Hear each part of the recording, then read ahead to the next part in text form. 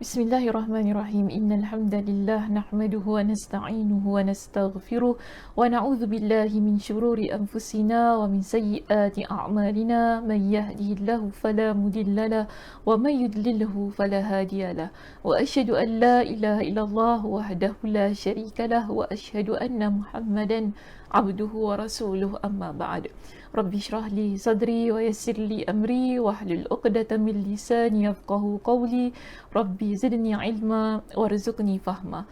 Allahumma inna nas'aluka ilman nafi'a wa rizqan tayyiba wa amalan mutaqabbala. Assalamualaikum warahmatullahi wabarakatuh. Apa khabar jemaah kita di Masjid An-Naim pada malam ini? Mudah-mudahan semuanya dalam keadaan yang sihat, sejahtera hendaknya, dan sebagaimana biasanya sudah bersedia untuk ikuti sambungannya perbincangan kitab kita, iaitu kitab Wiqayatul Insan. Dan pada malam ini, sebagaimana yang dijanjikan, kita akan masuk pada perbincangan cara ahli sihir itu bomoh mendatangkan jin ni dalam upacara sihir mereka lah yang mereka ingin kenakan kepada orang lain. Jadi di sini kalau kita lihat dalam perbincangannya, kita akan merujuk pada perbincangan di muka surat 582, kerana untuk bahagian pengenalannya di muka surat 581 saya sudah jelaskan pada minggu lepas. Jadi pada minggu ini kita akan terus masuk kepada poin yang pertama, kedua dan juga ketiga. Okey, poin pertama, kedua, ketiga. Okey, kita akan bincangkan 3 poin terlebih dahulu, kerana ada poin-poin yang lain jugalah yang telah disebutkan di sini, tapi tak apa, kita fokus kepada 3 ini terlebih dahulu. Baik, kita lihat yang pertama pada muka surat 582, cara penyihir mendatangkan jin ialah Syekh Wahid Abdul Salam Bali, beliau jelaskan kepada kita, dan saya yakin ini berdasarkan kepada pengalaman beliau dan juga temuduga interview yang beliau lakukan dan beliau buat sebelum menulis ataupun sebelum menyusun kitab ini. Jadi apa yang beliau sebutkan di sini ialah berdasarkan kepada pengalaman peribadi beliau lah. Lalu beliau sebutkan apakah kesilapan, kesyirikan, kekufuran ni yang terdapat di dalam cara ini, sehingga kita perlu menjauhi perkara-perkara ini yang telah dilakukan oleh bomoh itu tadi. Jadi pertama di sini beliau sebutkan kepada kita ialah bersumpah atas nama jin atau syaitan. Jadi bila kita baca di dalam cara yang telah beliau jelaskan di sini, panjang juga dia jelaskan di situ. Dia kata apa? Metod ini dilakukan dengan cara tukang sihir masuk ke dalam ruangan yang gelap. Jadi kata pertama sekali, bomoh ni dia akan masuk pada ruangan yang gelap, kemudian menyalakan api dan meletakkan sejenis dupa. Dupa ni dia, kalau bahasa kita orang Melayu ni kita panggil sebagai kemenyan lah, macam tu kan, atau kemenyan, dia pun dah jelaskan kat situ atau kemenyan di atas api tersebut. Dia macam tempat bara, lalu dia nyalakan dengan kemenyan itu sesuai dengan tujuan yang diinginkan. Jadi cara itu dilakukan sesuai dengan apa yang bomoh ini niatkan lah. Bila yang diinginkan oleh tukang tenung ataupun bomoh ini adalah memisahkan, itu menceraikan antara suami dan isterinya, atau menimbulkan permusuhan dan kebencian di antara keduanya, atau yang sewaktu dengannya, maka tukang sihir harus meletakkan kemenyan ataupun dupa yang berbau tidak enak di atas api tersebut. Ataupun jika yang diinginkan adalah menumbuhkan rasa cinta di antara keduanya, atau melepaskan ikatan sihir yang menghalangi seorang suami sehingga dia tidak boleh menggauli isterinya, atau untuk membuang sihir, maka penyihir tersebut meletakkan sejenis dupa, itu kemenyan yang berbau harum di atas api tersebut. Jadi jenis kemenyan yang digunakan untuk metod ini ialah berdasarkan kepada niat, tujuan apa yang ingin dilakukan oleh tukang sihir tersebut. Kemudian Syekh Wahid Abdul Salam Bali, beliau jelaskan tukang sihir tersebut mulai membaca mantra-mantra yang syirik. Ini kita ada jelaskan ya pada minggu lepas berkenaan dengan mantra-mantra yang dibaca, iaitu ada mantra yang mana mereka mulakan dengan bismillah tapi kemudian mereka senyap kan. Kenapa mereka senyap? Kerana ada ucapan-ucapan seruan ni yang tergandung di dalam mantra ini berbentuk syirik, iaitu mantra-mantra tertentu yang mengandung pujian serta sumpah kepada jin. Ini yang kita bertepatan lah dengan topik ataupun subtopik yang ada pada slide saya dan juga kitab kita, bersumpah atas nama jin. Jadi sumpah yang dilakukan atas nama jin ini dia terdapat di mana? Pada mantra yang mereka baca ketika mereka ingin melakukan sihir tersebut. Jadi pada mantra inilah ada sumpah, ada seruan atas nama jin itu tadi.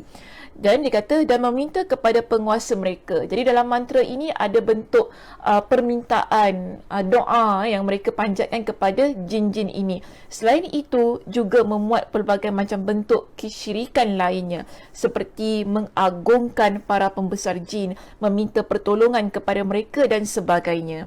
Dan di sini Syekh ni kata tukang sihir, semoga Allah melaknat mereka, melakukan ritual itu harus pula dalam keadaan yang tidak suci, sehingga dilakukan dengan keadaan junub atau memakai pakaian yang terkena najis dan yang lainnya. Setelah tukang sihir selesai membaca mantra-mantra yang mengandung kekufuran itu, maka akan nampak di hadapannya sebuah bayangan yang berbentuk anjing, ular atau bentuk-bentuk lainnya, atau tukang sihir tersebut memerintahkan kepadanya untuk melakukan apa yang diinginkan olehnya. Kadang-kala yang terdengar hanya suaranya saja tanpa ada bayangnya, dan kadang-kadang tidak terdengar apa-apa. Bahkan ada pula yang mengikat salah satu bekas dari orang yang ingin disihir, seperti rambutnya atau potongan kain baju yang ada bau keringatnya dan lain-lain. Lalu penyihir tersebut memerintahkan jin untuk melakukan apa yang diinginkan olehnya. Jadi ini kita panggil sebagai ritual lah yang dilakukan oleh bomoh itu ya, bagi mendatangkan jin. Dan di sini Syekh Wahid Abdul Salam Bali beliau juga ada menyatakan kepada kita 4 catatan penting berkaitan dengan ritual inilah, iaitu kalau kita rujuk ya jemaah pada muka surat kita yang ke-583 di sini, beliau sebutkan 4 catatan penting yang terdapat dalam metod yang pertama ini, iaitu dia kata setelah kita mempelajari cara yang pertama ini, belajar ni bukan suruh buat ya, tapi belajar ni lah untuk kita faham apa yang berlaku dalam ritual bomoh. Kerana sebab tu kenapa kita dilarang untuk berjumpa bomoh, hukumnya syirik, hukumnya dosa besar bila kita bertemu dengan mereka ini. Kerana inilah apa yang telah dilakukan oleh bomoh, tukang tenung, ahli sihir dan sebagainya. Jadi dia kata di sini kita boleh menyimpulkan bahawa daripada metod pertama yang mana mereka bersumpah atas nama jin ini, pertama dia kata jin ataupun syaitan menyukai ruangan yang gelap. Kerana tadi pertama sekali kita kata untuk melaksanakan metod ini, bomoh itu dia perlu berada dalam ruangan yang gelap. Baik, kedua, jin akan mendapatkan makanan dari bauan kemenyan itu yang tidak disebutkan nama Allah, yang mana disebutkan dengan nama dia lah, sebab tu dia dapatkan makanan daripada bauan tersebut. Dan yang ketiga di sini, kesyirikan, iaitu bersumpah. Kalau kita lihat pada nota yang saya sediakan juga, di antara kemusyrikan yang nyata dan jelas pada cara yang pertama adalah bersumpah atas nama jin dan meminta pertolongan kepada mereka. Yang ini terkandung di mana? Pada mantra yang telah mereka baca itu tadi, pada kemenyan yang mereka siapkan tersebut. Jadi tadi pun kita ada bincangkan bahawa mereka ini akan menyeru, meminta pertolongan, bersumpah atas nama-nama jin ini supaya jin tersebut datang dan membantu mereka untuk merealisasikan ritual yang ingin mereka lakukan. Kemudian yang keempat, jin menyukai sesuatu yang mengandung najis dan syaitan akan mendekat kepada orang yang bernajis. Jadi di sini sebab tu tadi kan ada antara caranya lah mereka ni mengenakan pakaian yang terkena najis. Jadi keadaan tersebut akan menyebabkan syaitan dekat kepada mereka dan dapat bantu mereka untuk melaksanakan sihir itu tadi. Baik, ini yang pertama ya jemaah. Yang pertama berkenaan dengan bersumpah atas nama jin. Seterusnya kita ada cara yang kedua di sini. Okay, cara yang kedua sebagaimana yang terdapat di dalam kitab kita muka surat 583, diberikan subtopik bertajuk pengorbanan tumbal. Tumbal ni dalam bahasa Indonesia lah, tapi bila kita terjemahkan dalam bahasa Melayu kita panggil ia sebagai makhluk hidup. Maknanya pengorbanan yang mereka sembahkan kepada jin dan syaitan ini, kita tak kata dia korbankan sembarangan tapi dia korban makhluk yang hidup. Sebab itu kalau kita baca pada penerangan yang telah dijelaskan di sini, disebutkan bahawa metod pengorbanan ini dilakukan dengan cara menyiapkan seekor burung, ayam atau binatang lainnya dengan sifat-sifat tertentu sesuai dengan permintaan jin itu. Jadi di sini apa yang mereka lakukan, mereka akan menyembelih binatang untuk jin. Kita pernah bincangkan perkara ini pada minggu lepas lah. Dalam tak silap saya bukan minggu lepas saja, dalam banyak sesi-sesi perbincangan kita ada menyentuh tentang dalil-dalil yang menyebutkan haramnya seseorang dia menyembelih binatang untuk jin. Jadi di sini kenapa berlakunya hukum tersebut ialah kerana kita dapati ia adalah perbuatan yang mensyirikkan Allah Subhanahu Wa Taala, dan disebutkan di sini ialah biasanya haiwan tersebut berwarna hitam kerana jin memang lebih menyukai warna hitam daripada warna lainnya. Selanjutnya tukang sihir akan memotong ataupun menyembelih haiwan tersebut tanpa menyebut nama Allah, dan ini pastilah dia guna metod pertama tadi digabungkan dengan metod yang kedua ini, iaitu dia akan menggunakan nama jin tu tadi ketika dia menyembelih binatang tersebut.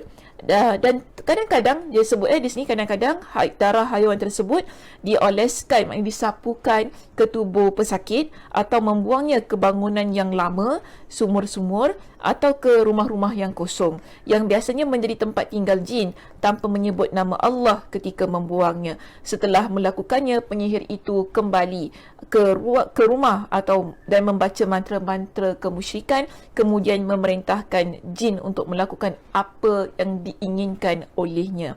Jadi daripada metod yang kedua ini, Syekh Wahid Abdul Salam Bali dia keluarkan ada dua catatan penting pada metod ini. Disebutkan begini, pada cara kedua ini terdapat dua kemusyrikan, dua perkara syirik, iaitu menyembelih binatang, iaitu berkorban untuk jin. Menyembelih binatang untuk jin. Perbuatan ini adalah haram menurut kesepakatan para ulama, baik mereka itu di kalangan para ulama salaf ataupun ulama khalaf. Hal ini termasuk perbuatan yang syirik. Hal ini termasuk perbuatan yang syirik. Masih ingat lagi kisah dua lelaki yang ditahan untuk supaya mereka mengorbankan sesuatu bagi berhala sebuah kaum tu kan. Masih ingat lagi? Saya yakin ingat lagi kerana kita baru tak selesai minggu lepas saya nyatakan berkenaan dengan kisah itu. Jadi ini termasuk perkara lah yang menyebabkan hal itu diharamkan. Jadi dia kata haram dan syirik. Oleh itu seorang Muslim tidak boleh memakan dagingnya, apalagi melakukan perbuatan tersebut. Sekalipun demikian, banyak orang yang sering melakukan perbuatan kotor ini. Dan didatangkan kepada kita dengan satu riwayat dalam kitab ini, iaitu riwayat Imam Yahya bin Yahya berkata, Wahab telah berkata kepadaku, ada beberapa orang penguasa Muslim yang mana mereka ini ketika ingin mengalirkan air dari sebuah mata air, lalu mereka menyembelih binatang yang dipersembahkan untuk jin. Jadi bila mereka nak mulakanlah satu mata air ni kan, untuk keluarkan daripada tanah, mereka akan menyembelih binatang yang mana lalu mereka sembahkan untuk jin agar mereka tidak menyumbat airnya. Jadi dengan tujuan supaya jin ini tak merosakkanlah proses untuk mengeluarkan air, mata air itu tadi. Jadi itulah yang mereka lakukan. Kemudian orang-orang diberi makan dari daging sembelihan tersebut. Berita ini pun menyebar luas. Jadi kisah ini, apa yang dilakukan oleh para penguasa Muslim ini tersebar luas, kisah itu, sampailah kisah ini didengar oleh Ibn Shihab Az-Zuhri. Ibn Shihab Az-Zuhri, lantas beliau pun mengatakan, sesungguhnya dia telah menyembelih sesuatu yang tidak dihalalkan baginya. Perkara itu tidak dihalalkan kerana kita jelas perbuatan menyembelih sesuatu untuk jin ini adalah perbuatan yang haram dan syirik. Sebab tu tadi Imam Az-Zuhri dia kata apa? Ia adalah sesuatu yang tidak dihalalkan baginya. Dan mereka memberi makan orang dengan sesuatu yang tidak halal bagi mereka. Sungguh Rasulullah sallallahu alaihi wasallam telah melarang untuk memakan binatang sembelihan yang dikorbankan untuk jin. Dan di sini didatangkan kepada kita dengan sebuah riwayat daripada Imam Muslim untuk menguatkan tentang perilaku ini ataupun tindakan ini sebagai sebuah tindakan yang menyalahi tuntutan syariat, iaitu didatangkan kepada kita dengan hadis yang diriwayatkan oleh Imam Muslim, yang mana disebutkan sebuah hadis yang diriwayatkan oleh Ali bin Abu Talib radhiyallahu an. Dia berkata, telah bersabda Rasulullah sallallahu alaihi wasallam, Nabi sallallahu alaihi wasallam telah bersabda untuk isu ini. Nabi kata apa? La'anallahu man dzabaha li ghairillah. Allah telah melaknat orang yang menyembelih binatang untuk selain Allah. Macam tadi kita baca, sembelih burung, ayam ataupun binatang lainnya dengan sifat-sifat tertentu sesuai dengan permintaan jin itu, bermakna orang ini bila dia melakukan hal yang sedemikian, dia buat itu ialah untuk jin. Dan hal tersebut Nabi SAW dah kata ia adalah perkara yang dilaknat oleh Allah Subhanahu wa Ta'ala. Dan seterusnya, perkara yang kedua yang disebutkan bagi metod yang kedua itu tadi, kenapa ia adalah metod yang syirik, di samping ia merupakan satu keadaan yang mana menyembelih untuk jin, itu untuk selain Allah Subhanahu wa Ta'ala, ada terkandung mantra-mantra yang syirik di dalam kaedah ini, iaitu lafaz-lafaz atau mantra-mantra yang dibacakan dalam rangka menghadirkan atau mendatangkan jin. Mantra-mantra tersebut mengandung kesyirikan yang nyata. Jadi biasanya mereka ni akan buatlah atau akan baca mantra-mantra yang mana memuji jin-jin ini, supaya bila pujaan itu didengar oleh jin-jin tersebut, mereka akan datang lalu mereka akan bantu untuk melaksanakan apa yang diinginkan oleh bomoh dan ahli sihir ini.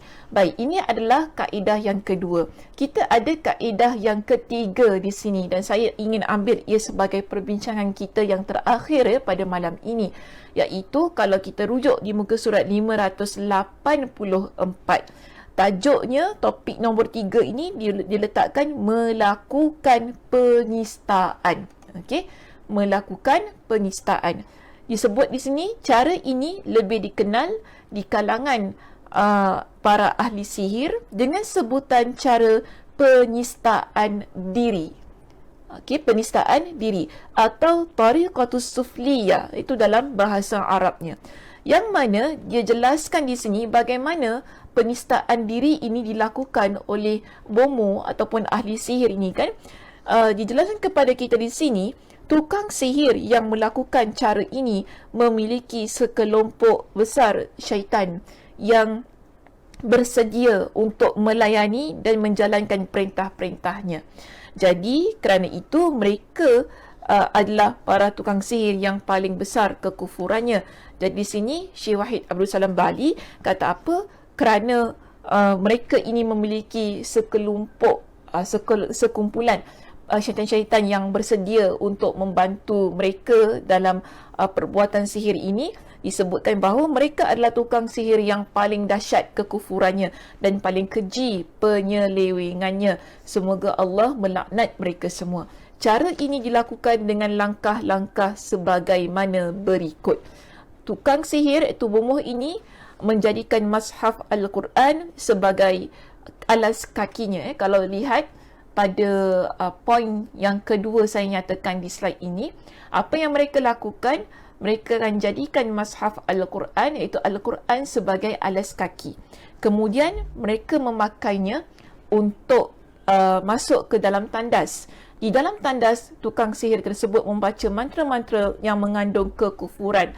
Kemudian penyihir itu keluar dan duduk dalam sebuah ruangan, lalu memerintahkan kepada para jin untuk melaksanakan apa yang dikehendaki olehnya.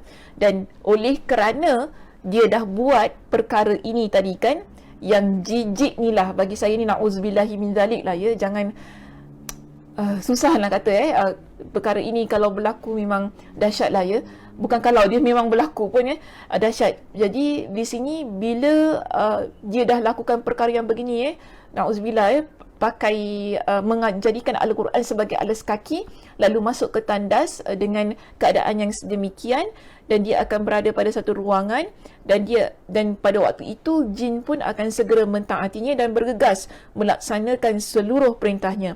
Hal itu disebabkan tukang sihir tersebut telah kafir kepada Allah, maksudnya telah mensyirikkan Allah Subhanahu Wa Taala yang Maha Agung, dan telah menjadi salah seorang dari saudara-saudara syaitan. Jadi di sini na'udzubillah lah, syirik ni kalau mati dalam keadaan yang begini ya jemaah, ia adalah satu dosa yang tidak terampun.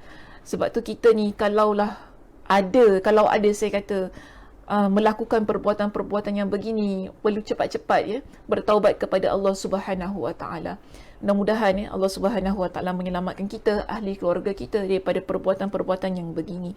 Dan kata di sini, tukang sihir yang menempuh cara ini disyaratkan untuk melakukan sejumlah dosa besar yang lain juga, di samping telah kami sebutkan di atas, seperti berzina dengan mahramnya, melakukan zina lah, senang, menghina agama dan sebagainya. Semua ini mereka lakukan dalam rangka ataupun dengan niat untuk mencari keredaan syaitan. Na'udzubillahi min zalik.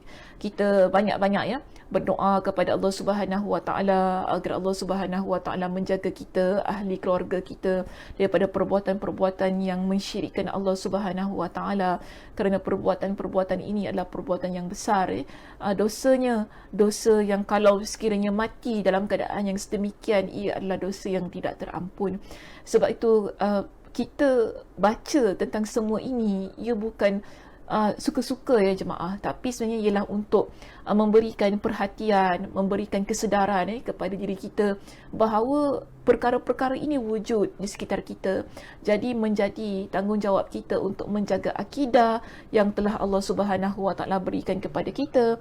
Ia bukan satu perkara yang kita kata boleh diambil main ataupun dibuat main untuk perkara-perkara yang begini. Jadi bila Allah Subhanahu Wa Taala telah memberikan kepada kita dengan nikmat iman dan Islam, ia menjadi tanggungjawab kita untuk menjaganya hingga ke akhir hayat kita. Okey jemaah, itu sahaja perbincangan kita untuk malam ini. Terima kasih di atas perhatiannya. Mudah-mudahan Allah Subhanahu Wa Taala menjaga akidah kita, menjaga kita. Banyak-banyak doa kepada Allah, ya muqallibal qulub tsabbit qalbi ala dinik wa ala ta'atik. Banyak doa.